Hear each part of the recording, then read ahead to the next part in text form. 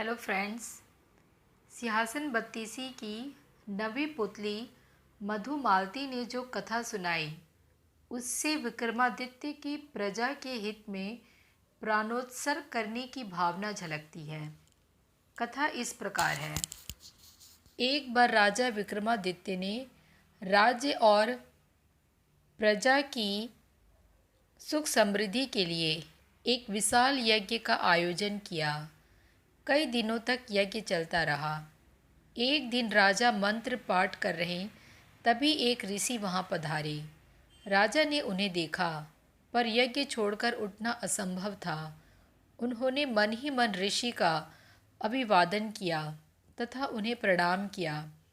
ऋषि ने भी राज्य का अभिप्राय समझकर उन्हें आशीर्वाद दिया।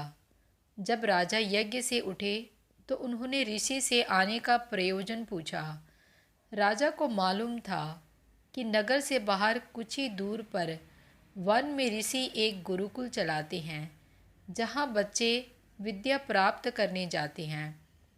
ऋषि ने जवाब दिया कि यज्ञ के पुनीत अवसर पर वे राजा को कोई असुविधा नहीं देते अगर 8 से 12 साल तक के 6 बच्चों के जीवन का प्रश्न नहीं होता।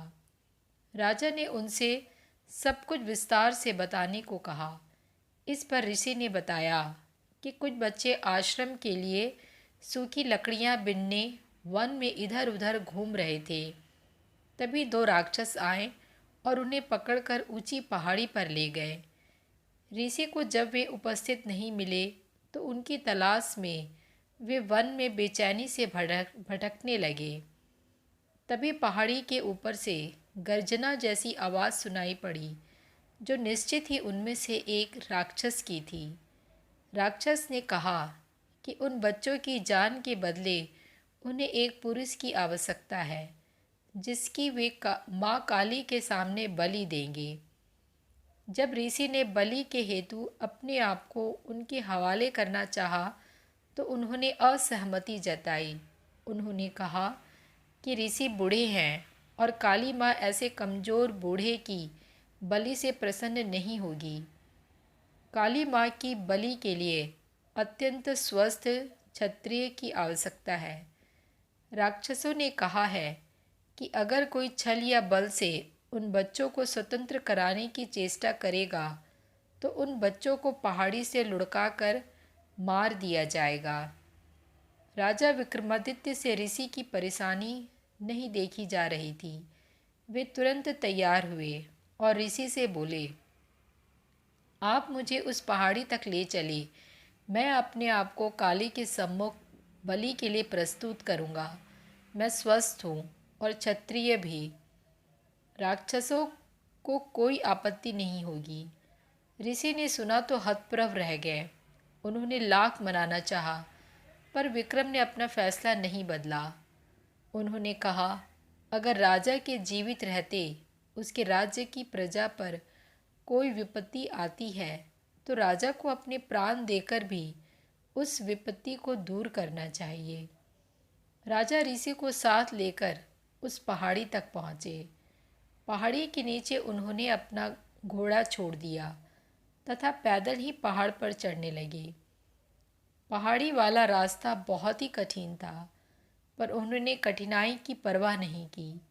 वे चलते चलते पहाड़ की चोटी पर पहुँचे। उनके पहुँचते ही एक राक्षस बोला कि वह उन्हें पहचानता है और पूछने लगा कि उन्हें बच्चों की रिहाई की शर्त मालूम है कि नहीं। उन्होंने कहा कि वे सब कुछ जानने के बाद ही यहाँ आए हैं तथा उन्होंने राक्षसों से बच्चों को छोड़ देने को कहा। एक राक्षस बच्चों को अपनी बाहों में लेकर उड़ा और नीचे उन्हें सुरक्षित पहुँचाने आया। दूसरा राक्षस उन्हें लेकर उस जगह आया जहाँ माँ काली की प्रतिमा थी और बलि वेदी बनी हुई थी। विक्रमादित्य ने बलि वेदी पर अपना सर बलि के हेतु झुका दिया। वे जरा भी विचलित नहीं हुए। उन्होंने मन ही मन अंतिम बार समझकर भगवान का स्मरण किया और वह राक्षस खड्ग लेकर उनका सर धड़ से अलग करने को तैयार हुआ। अचानक उस राक्षस ने खड़ग फेंक दिया और विक्रम को गले लगा लिया। वह जगह एकाएक अद्भुत रोशनी तथा खुशबू से भर गई। विक्रम ने देखा कि दोनों राक्षसों की जगह इंद्र तथा पवन देवता खड़े थे। उन दोनों ने उनकी परीक्षा लेने के लिए यह सब किया था। वे देखना चाहते थे कि विक्रम सिर्फ सांसारिक चीज़ों का दान भी कर सकता है या प्राणोत्सर्ग करने की भी क्षमता रखता है। उन्होंने राजा से कहा कि उन्हें यज्ञ करता देख ही उनके मन में इस परीक्षा का भाव जन्मा था। उन्होंने विक्रम को यशस्वी होने का आशीर्वाद दिया तथा कहा कि उनकी कीर्ति चारों ओर फैलेगी। तो मिलती हूँ अगली कहानी में।